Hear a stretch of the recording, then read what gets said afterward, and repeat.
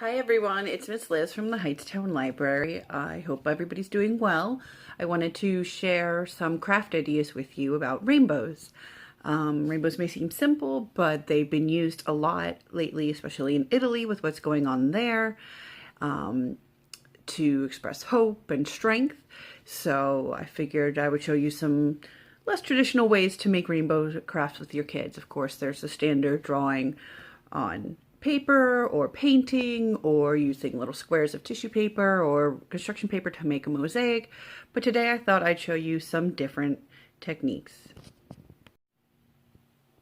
So today we'll use some basic supplies you hopefully have around your house. Popsicle sticks, I happen to like the jumbo ones. CDs, either old CDs or these are recordable ones that I haven't used yet and don't plan on using anymore. So we're going to do some crafts for younger kids and then something for the older ones as well. So for our younger ones, I figured we would work with the popsicle sticks.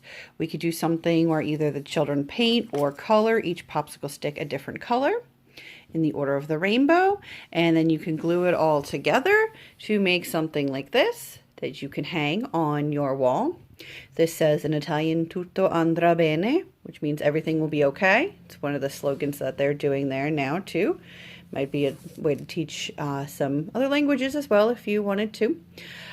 Speaking of other languages, I also had painted each popsicle stick a different color, and I wrote on them in English, Spanish, and Italian. So we've got our red one, rosso in Italian, rojo in Spanish, orange, arancione in Italian, anaranjado in Spanish, yellow, giallo in Italian, amarillo in Spanish, green, verde in Italian, also verde in Spanish, blue, which is blue in Italian, azul in Spanish, purple, púrpura in Italian, and morado in Spanish. And I know white isn't part of the rainbow, but I figured, kind of goes with the clouds.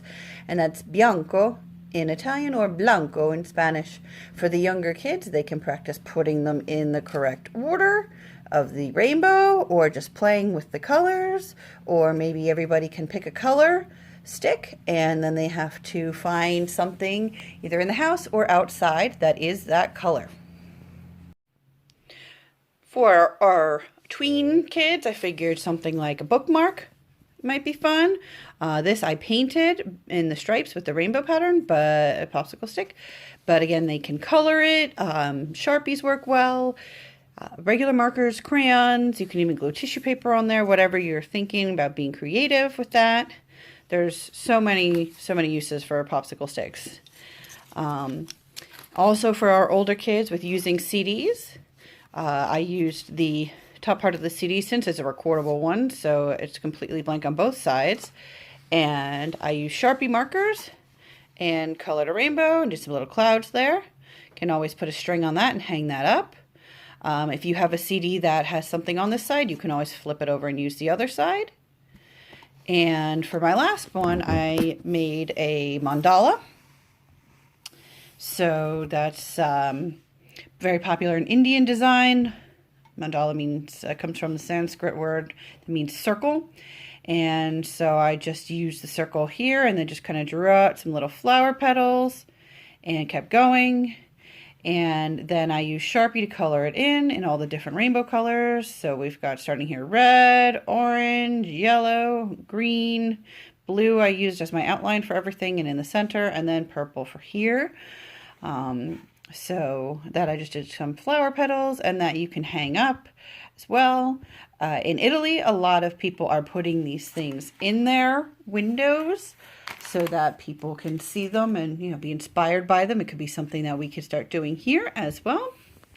So here's just a couple of ideas for you, and I hope that everybody's doing well and staying healthy.